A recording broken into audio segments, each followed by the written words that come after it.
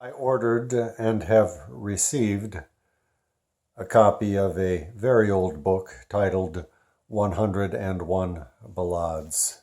Here's the book. You probably can't read the title there.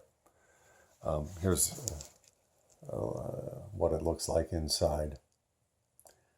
I was hoping it was going to be some kind of an anthology of ballades, and it seems more the sort of thing that a group of friends put out together because they were having fun working with the ballade form.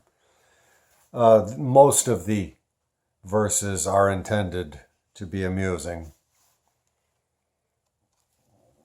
The entire collection has turned out to be a bit of a disappointment to me, though I don't know how high my expectations were, but I'd like to read a couple of them.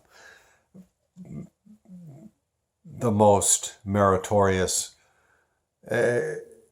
poems, in my casual estimation. I've read everything pretty much, or at least scanned everything pretty much. This one is A Ballade of Vain Delight by E.C. Bentley.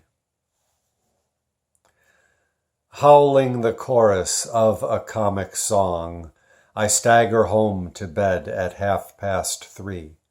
A spirited performance on the gong brings down my maiden aunt in robe de nuit.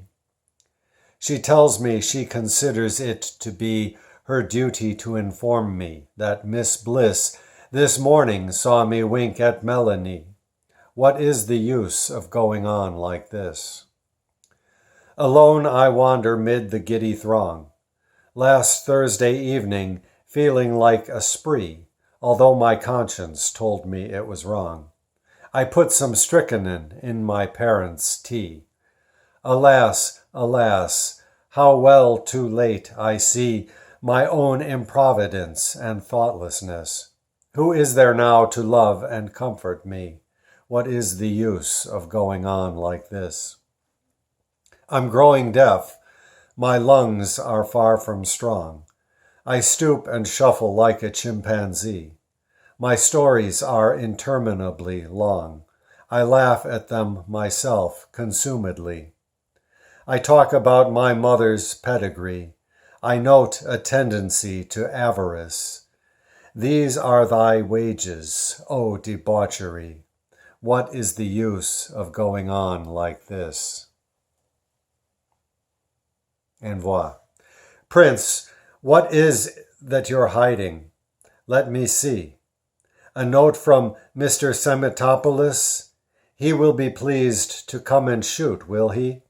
What is the use of going on like this?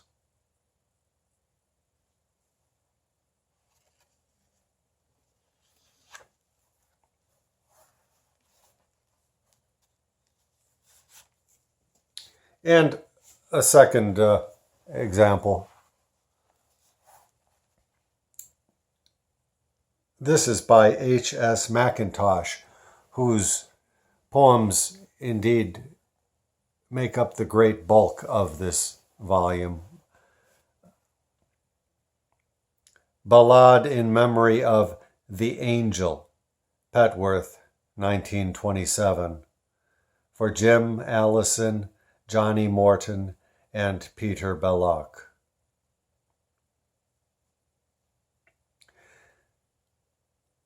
We have sung songs at many times and places, the easeful songs of laughter and of war.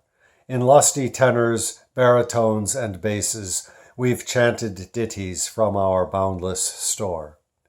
And yet 'tis vain attempting to ignore this hard and bitter fact. 'Tis no use blinking, the truth will out, it shakes us to the core. We sing a great deal better when we're drinking. By tavern fires ringed round with friendly faces, have we not heard the cries, "Bravo, encore," and sung so loudly that we've burst our braces, shanty and round, and still they've asked for more? What verve, What golden notes, what vocal lore are ours when seated in a tap room sinking a pint or two? Yes, even from the floor, we sing a great deal better when we're drinking. But in the morning, 'tis perhaps the traces, the tuneful efforts of the night before. Our voices, say in church, might cause grimaces, while at the Wigmore Hall we might not score a quarter of our usual furor. Come then at nightfall to the angel linking arm in affectionate arm, a happy four. We sing a great deal better when we're drinking. Envoi. Prince, when you hear afar the ring and roar of voices singing and of tankards clinking, fear not, my friend, come in and shut the door. We sing a great deal better when we're drinking.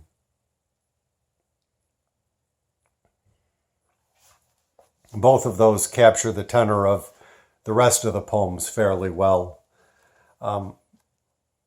Most are done with a facetious air. As I say, I would say 99 of them can easily be passed over. But it was interesting to see what these folks were doing with the form back in the day. It was published in, I think, early 30s. Let me see if there's a note here.